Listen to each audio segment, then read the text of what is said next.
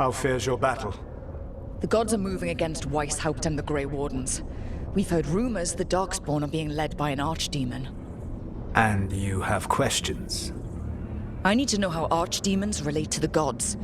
Are they just like the blighted dragons, or are they something else?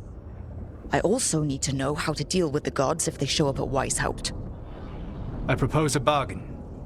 I will answer your question if you answer mine. What? How are the Grey Wardens? Do they understand the truth of the danger yet?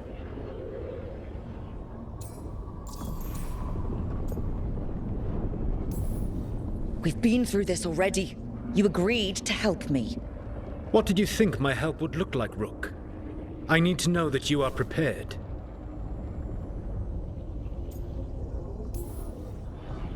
I've gotten a few of them to come around. A few of them? We've even got a Grey Warden on the team now. Davrin. But the Grey Wardens as a whole still do not trust you yet, as I feared.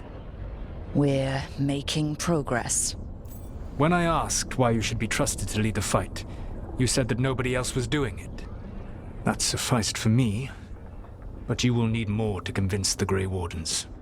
They see themselves as destined to lead this battle. You cannot defeat Elganan and Gillenane without the Wardens. What will you do to bring them to your side?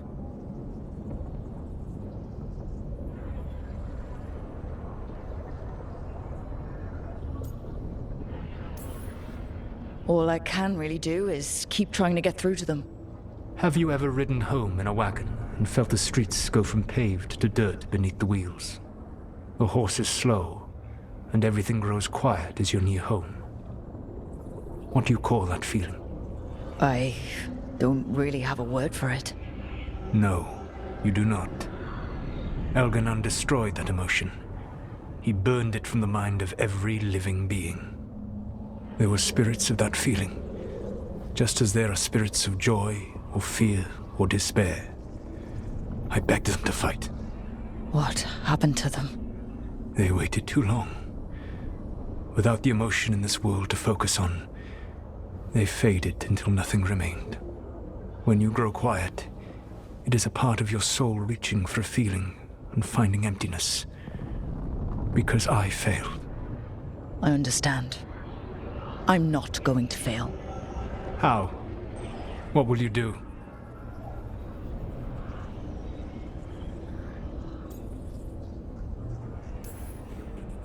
I don't have to convince all of them. I just have to convince the First Warden. Or remove him? Enjoyable as that is to imagine, I doubt the rest of the Wardens would approve. Did you know the Evanurus once numbered many more than those whose names survived in the Elven Pantheon? One warlord was particularly cruel. I sought to free his slaves, but so fearsome was his reputation that none would join me. What did you do?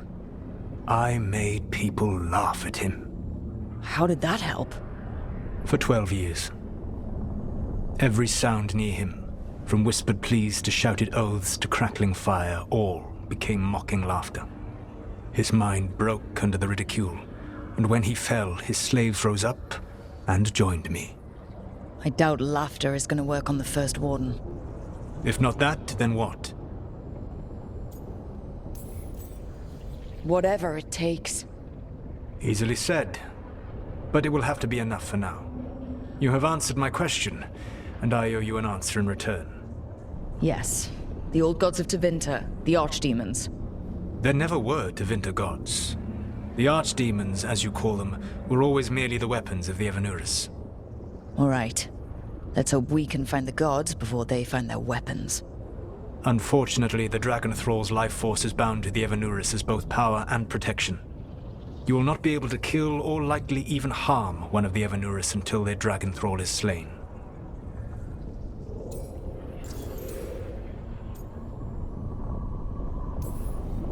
What can you tell me about the archdemons themselves? Each is different, shaped by the whims and ego of its master. Elganan is the Lord of Tyranny. He would have ruled alone had Mythal not forced him to share power. Those who are strong, he molds into dictators themselves, with visions of godhood.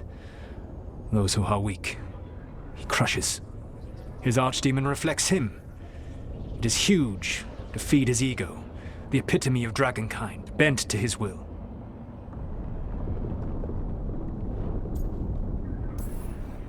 Elganon sounds legitimately terrible.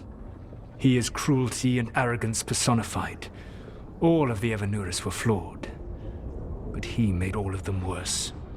By contrast, Gillenane was a servant of Andrul, whose skill at making monsters earned her promotion to the Evanuris. She is brilliant, ambitious, and unconstrained by anything you would understand as morality. In a kinder world, you would never need to see what she has done to her archdemon. In this world, I only hope you kill it quickly. In any event, the Evanuris will not be vulnerable until their archdemons are dead.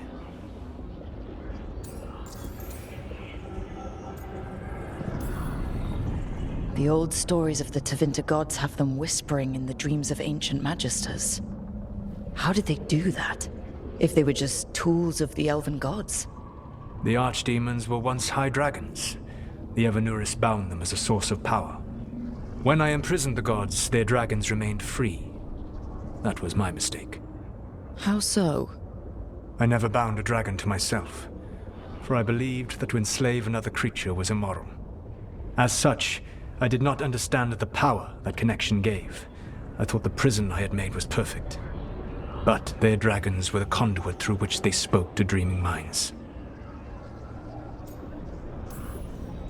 Any other surprises we should know about? Even with their dragons dead, the Evanuris are powerful and well protected.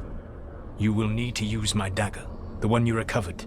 It can pierce their enchantments and strike them down. All right. Kill the archdemons, then use the dagger to take down the gods. Even a single opportunity to strike the Evanuris down will be rare, fleeting, and costly. You will not have another chance to catch them unawares. When you strike, you must be fully prepared.